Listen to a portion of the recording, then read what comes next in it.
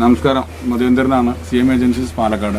ഇന്ന് കുറേ പശുക്കളെ പരിചയപ്പെടുത്താൻ വേണ്ടി പുതിയൊരു യൂട്യൂബറേയും കൂടി പരിചയപ്പെടുത്താൻ വേണ്ടി എൻ്റെ ഒരു ഇൻ്റർവ്യൂ ഇവർക്ക് കിട്ടിയിട്ടില്ല. 51ാമത്തെ വീഡിയോസാണ് ഇതുള്ളത്.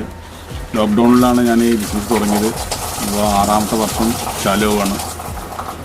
ഒരു 5 വർഷം കഴിഞ്ഞ് 6ാമത്തെ വർഷം തുടങ്ങുകയാണ്. അപ്പോൾ വേനൽക്കാലമൊക്കെ ആയി, നല്ല പശുക്കളെ കിട്ടാനില്ല. നല്ല ഇനം പശുക്കൾ വില കമ്മിയായി നല്ല രീതിയിലുള്ള ബിസിനസ് നടത്തി കൊടുക്കുന്നതാണ് നമ്മുടെ സർവീസ്.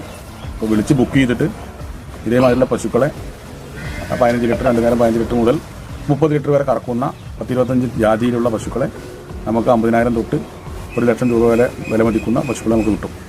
ഈ വീഡിയോ ഫുള്ളായി കണ്ട് എല്ലാവിധ പശുക്കളും നോക്കി കണ്ട് മനസ്സിലാക്കി, ചോദിച്ച് മനസ്സിലാക്കി വിളിച്ച് ബുക്ക് ചെയ്ത് വരിക. നല്ല പശുക്കളെ നമ്മൾ വാങ്ങിത്തരുന്നതാണ്. പാലക്കാട് നിന്ന് ചന്ദ്രനഗർ കഴിഞ്ഞ് അടുത്ത സ്റ്റോപ്പാണ് BPL ജംഗ്ഷൻ.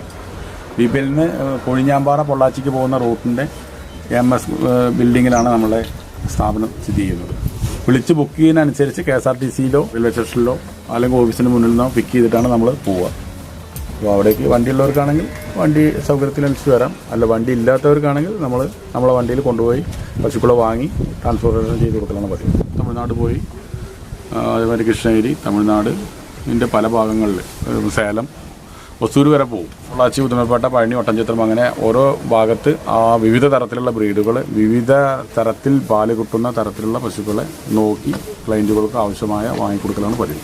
ആ പശുവിനെ വാങ്ങിക്കൊണ്ടുപോകുമ്പോൾ അതിൽ എത്ര ലിറ്റർ കപ്പാസിറ്റിയുള്ള പശുവാണെന്നുള്ളത് നമ്മൾക്ക് വാങ്ങുമ്പോൾ തന്നെ മനസ്സിലാവുമല്ലോ. അല്ലെങ്കിൽ ഇവർ പറഞ്ഞിട്ടുണ്ടാവും 20-22 ലിറ്ററോളം കിട്ടും എന്നുള്ളത്. അതിനനുസരിച്ചുള്ള തീറ്റ കൊടുക്കാൻ ശ്രമിക്കുക.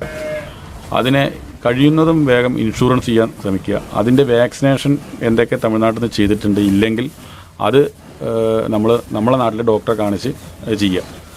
രണ്ടാമത് അതിൻ്റെ പ്രസവിക്കാൻ ചിലപ്പുറത്താണ് വാങ്ങിക്കൊണ്ടതാണെങ്കിൽ അത് എന്ന് പ്രസവിച്ചു എന്നുള്ളത് എഴുതി വയ്ക്കുക. അതിന് വിരക്കി കൊടുക്കുക. അതിന് മറ്റുള്ള എന്തൊക്കെയാണ് അതിൻ്റെ പ്രോട്ടീൻസുകൾ കൊടുക്കേണ്ടത് അത് കൊടുത്ത് സുഖസുന്ദരമായി കറക്കുക. ക്രോസ് ബ്രീഡുകൾ വാങ്ങിക്കുന്നതാണ് നല്ലത്. ക്രോസ് ബ്രീഡാണ് ജേഴ്സിയും HFും കൂടിയതോ, അല്ലെങ്കിൽ സിന്ധിയും HFും കൂടിയതോ, ചിന്താമണിയോ, അല്ലെങ്കിൽ ഒറിജിനൽ ജേഴ്സിയോ, സിസ്ബ്രൗണോ, സുനന്ദിനിയോ, ഗീർ ക്രോസുകളോ അങ്ങനത്തെ പശുക്കളോ വാങ്ങുന്നതാണ് നല്ലത്. HFിനൊക്കെ കൂടുതൽ കൊണ്ടാവുന്നത് വയനാട്, അട്ടപ്പാടി, അതേമാതിരി നമ്മളെ മൂന്നാർ, ആ ഭാഗങ്ങളിലേക്ക് കൊണ്ടുപോയി വലിയ പ്രശ്നങ്ങളുണ്ടാവില്ല. കാസർഗോഡ്, കണ്ണൂർ, തിരുവനന്തപുരം, കൊല്ലം അങ്ങനെ കടലിൻ്റെ അരികിലൂടെയുള്ള സ്ഥലങ്ങളിലൊക്കെ നല്ല ചൂടായിരിക്കും. അങ്ങനത്തെ കാറ്റ് വരുന്നത് നമ്മൾ പ്രതീക്ഷിക്കാതെ വൈകുന്നേരത്തെ കിട്ടുള്ളൂ. പകലൊക്കെ നല്ല ചൂടായിരിക്കും. അപ്പോൾ അതുകൊണ്ട് ആ ചൂട് വലുതായി ബാധിച്ച് പശുക്കളുടെ പാലും കമ്മിയാവും, പല അസുഖങ്ങളും വരും. അപ്പോൾ ഇനി മഴ പെയ്യുന്നവരെ നമ്മൾ HFിൻ്റെ പശുക്കളെ വളരെ ശ്രദ്ധിക്കണം. അതിനുള്ള അഥവാ HFിനെ നമ്മൾ വാങ്ങി നമ്മൾ കയ്യിലുണ്ടെങ്കിൽ അതിന് പരുത്തിക്കൊട്ട പുണ്ണാക്കൊക്കെ കൊടുക്കുക. അതിന് തണുപ്പിനുള്ള തിന്നാൻ കൊടുക്കുക. നല്ല 2 നേരം കുളിപ്പിക്കുക. നല്ല തണുപ്പിൽ കെട്ടി ശീലാക്കി എന്തായാലും പശു നഷ്ടപ്പെടും. എന്തായാലും ക്രോസ് ബ്രീഡുകളെ വാങ്ങുന്നതാണ് ഏറ്റവും നല്ലത്. അതാണ് ഇമ്മ്യൂണിറ്റി പവർ കൂടുതലുണ്ടാവും. നന്നായിട്ട് പാലിന് കട്ടി കിട്ടും. നമുക്ക് പെട്ടെന്ന് അത് വേറെ ആൾക്ക് സെയിൽ ചെയ്യാൻ പറ്റും. കാമ്പ് നല്ല ഇത് ജേഴ്സിയാണല്ലേ? ഇത് ജേഴ്സിയും HFും. 25% HF ഉള്ളൂ. അതിന്റെ കാമ്പ് കണ്ടില്ലേ? അത് ഇനിയും 20 ദിവസം കഴിഞ്ഞിട്ടേ പ്രസവിക്കുള്ളൂ. ഇതിനൊക്കെ എന്ത് വില ഉണ്ടാവും? ഒരു 65 രൂപ, 70 രൂപയുടെ ഉള്ളിൽ. ഇത് ആവറേജ് ഒരു 60-65 രൂപ. 60-65 എടുത്ത് കൊടുക്കാനൊക്കെ ആവറേജ് ഇട്ട് കൊടുക്കുകയാണെങ്കിൽ നമുക്ക് അങ്ങനെ കൊടുക്കും. ഓരോന്നൊക്കെ പറയുമ്പോൾ അവർ 5 രൂപ കൂട്ടിയിട്ട് പറയും. ഇത് ജേഴ്സി പശുവാണ്. ജേഴ്സി പശു ഇതിപ്പോ 2ാം പേര് പശുവാണ്. ഇത് പ്രസവിച്ച് കിടക്കുന്ന പശുവാണ്. അതാണ് ഇത് പശുക്കുട്ടിയാണ്. ഇത് എങ്ങനെ നോക്കിയാലും ഒരു 20 ലിറ്റർ പാലോളം കിട്ടും. നല്ല അകതുമടിയുള്ള പശുവാണ്. ഒരു 55-60 രൂപയുടെ ഉള്ളിൽ നമുക്ക് വാങ്ങിക്കാൻ പറ്റും. അതും ഒരു ക്രോസ് ജേഴ്സിയാണ്. അത് അപ്പോൾ നമുക്കൊരു 55-60 രൂപയ്ക്ക് അതും വാങ്ങിക്കാൻ പറ്റും. ഇതൊക്കെ HF ചിന്താമണി ക്രോസുകളാണ്. ഇതിനെന്ത് പാല് കിട്ടും? ഇത് 2 നേരം കൂടി 20 ലിറ്റർ പാൽ കിട്ടും. 20 ലിറ്റർ പാൽ കിട്ടും. ഇത് ചെനയാണോ? അതായത് പ്രസവിച്ചതാണ്. ബാംഗ്ലൂർ ജേഴ്സിയാണ്. മുട്ട 30 ലിറ്റർ പാല് കിട്ടും. ഇനിയും പ്രസവിക്കാൻ 10 ദിവസം സമയമുണ്ട്.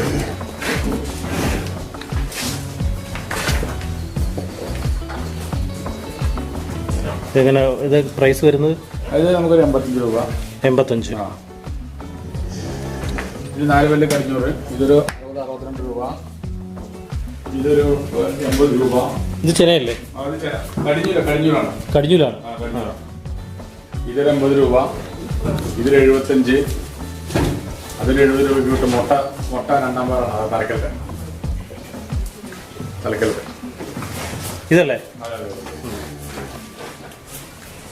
ചിന്താമണി ക്രോസ് പശുവാണ്. ഇത് ചിന്താമണി ക്രോസ് അല്ലേ? രണ്ടാം പേര്. അങ്ങനെ 20 ദിവസം കഴിയും മടി തിങ്ങണമെങ്കിൽ. ചെന്നൈയിൽ കൊണ്ടുപോയി നമ്മുടെ നാട്ടിൽ കൊണ്ടുപോയി നമ്മളെ തീറ്റയിലേക്ക് ഒന്ന് ഇതായി നമ്മളെ ക്ലൈമറ്റിനനുസരിച്ചിട്ട് മാറ്റിയെടുക്കണം അല്ലേ? നമുക്കത് വളരെ ഭംഗിയായിട്ട് ഇതിന് പാല് ഇറക്കാൻ പറ്റും. അത് പ്രസവിച്ചാകുമ്പോൾ പ്രസവിച്ചതിന്റെ ക്ഷീണവും അവിടെ ചെന്നിട്ട് പ്രസവിച്ചിട്ട് പാല് ഇറക്കാനുള്ള ബുദ്ധിമുട്ടും പിന്നെ കുട്ടിക്ക് പാല് കൊടുക്കലും ഒക്കെപ്പാടെ കൂടിയിട്ട് ചില ആൾക്കാർക്ക് ബുദ്ധിമുട്ട്. പക്ഷേ നല്ല അറിയുന്നവന് പ്രശ്നമല്ല, അറിയാത്തവനെ ബാധിക്കും. ഇത്രയും വില കൊടുത്തിട്ട് അവിടെ കൊണ്ടുപോയി ട്രാൻസ്പോർട്ടേഷൻ ചെയ്ത് ചിലപ്പോൾ അസുഖങ്ങളൊക്കെ ആകുമ്പോൾ ആൾക്കാർ ഹാങ്ങായി പോകും. ഈ പശുക്കളെ കുറിച്ച് നന്നായിട്ട് മനസ്സിലാക്കിയിട്ട് വേണം നമ്മൾ അതിനെ വാങ്ങാനല്ലേ? ഇതിന് ശേഷം ഇവിടെ വന്ന് ഭംഗിയായി ക്ഷമയോടുകൂടി വാങ്ങിപ്പോയി കഴിഞ്ഞാൽ യാതൊരു ഫാൾട്ടും ഇല്ലാത്ത രീതിയിൽ നമ്മൾ ചെയ്തു കൊടുക്കും. നമ്മുടെ സർവീസ് വളരെ പക്കയായിരിക്കും. എല്ലാം പറഞ്ഞു കൊടുക്കും. അതിൻ്റെ തീറ്റാക്രമങ്ങൾ, ഇൻഷുറൻസ് ചെയ്യാനുള്ള രീതികൾ, അതിന് മാറ്ററിൻ്റെ കുളമ്പിൻ്റെ പ്രശ്നങ്ങൾ എല്ലാം നമ്മളെ എക്സ്പീരിയൻസ് 10-15 കൊല്ലം നമ്മൾ പശുവിനെ വളർത്തിയതാണല്ലോ, അതിൻ്റെ എക്സ്പീരിയൻസ് പറഞ്ഞു കൊടുക്കും. അത് അതേമാതിരി പറഞ്ഞു കൊടുക്കുന്ന പൊതുതരത്തിലുള്ള ബ്രോക്കർ പഴയ ആൾക്കാരൊക്കെ ഉണ്ടായിരിക്കാം. ഇത് ബ്രോക്കർമാരൊന്നും ഇല്ല. വാങ്ങുന്നവർ തന്നെ പരമാവധി ശ്രദ്ധിച്ച് വാങ്ങിക്കൊണ്ടുപോകുക എന്നുള്ളതാണ്. നമ്മളെല്ലാവരും തൊഴിൽ ജീവിക്കേണ്ടതാണ്. എല്ലാവർക്കും തൊഴിൽ വേണം, എല്ലാവർക്കും സമ്പാദിക്കണം, എല്ലാവരും. അപ്പം അതുകൊണ്ട് നമുക്ക് നമ്മൾ ചെയ്യുന്ന തൊഴിലിൻ്റെ ഗ്യാരണ്ടി പറയാൻ പറ്റുള്ളൂ. നമ്മൾ വൃത്തിയിൽ ഇതേമാതിരി പല സ്ഥലങ്ങളിൽ നമ്മൾ പോയിട്ട് വാങ്ങിക്കും. ഗ്യാരണ്ടിയോട് കൂടി ചെയ്തു കൊടുക്കും.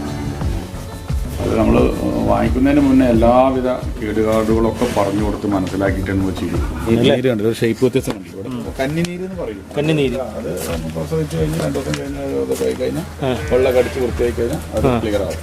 കന്നിപ്രസവത്തിൽ ഇങ്ങനെ കണ്ടാലും പ്രശ്നമില്ല. കന്നിപ്രസവത്തിന്റെ നീര് വിഷമിക്കേണ്ട കാര്യമില്ല അല്ലേ? അത് നീര് പിന്നെ അത് ബലപ്പെടാതിരിക്കാൻ നമ്മൾ ശ്രദ്ധിക്കണം.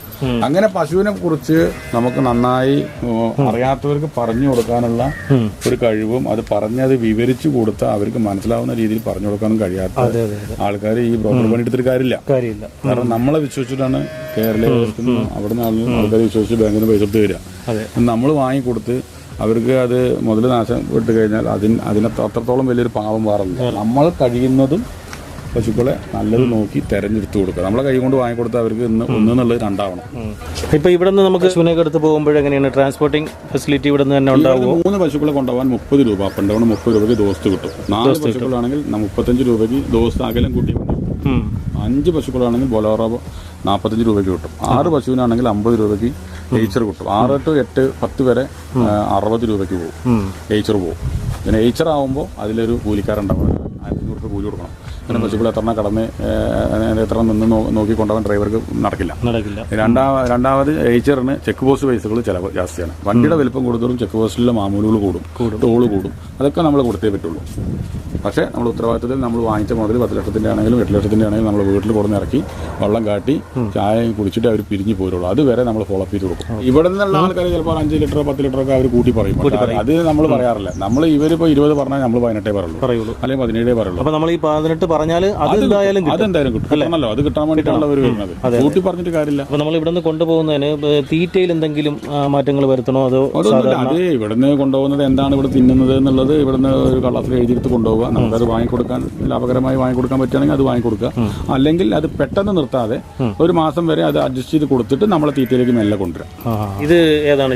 ഇത് സാധാ ജേഴ്സി. 15 ലിറ്റർ പാലേ കിട്ടുള്ളൂ. 3ാമത്തെ കുഞ്ഞ് പ്രസവിച്ച 3ാമത്തെ പേര്. ഇതൊക്കെ നമുക്ക് എത്ര രൂപ? 50. ഈ 2 പശുക്കൾ ഒരു 50-55 രൂപയുടെ ഉള്ളിൽ കിട്ടും. അത് രണ്ടും കൂടിയൊക്കെ പോവുകയാണെങ്കിൽ ഒരു 1.5 കിട്ടും. അപ്പോൾ എന്തായാലും ചേട്ടനെ വിളിക്കുമ്പോൾ നേരത്തെ വിളിച്ച് പറഞ്ഞ് ഇന്ന ദിവസം വരുമെന്ന് പറയണം. ആ ദിവസം ആൾക്കാർക്ക് പല ഡേറ്റ് കൊടുത്തിട്ടുണ്ടാവും. അപ്പോൾ ഡയറി നോക്കാതെ നമുക്ക് ഒരാളെ ഡേറ്റ് ഏറ്റെടുക്കാൻ പറ്റില്ല. ഏതായാലും വന്നാൽ ഞാൻ ഉണ്ടാവില്ല. അപ്പോൾ ഇന്നിപ്പോൾ 2-3 ആൾക്കാരെ വിളിച്ചു. നിങ്ങൾ പാലക്കാടുണ്ടോ ചോദിച്ചു. ഞാൻ പാലക്കാടില്ല.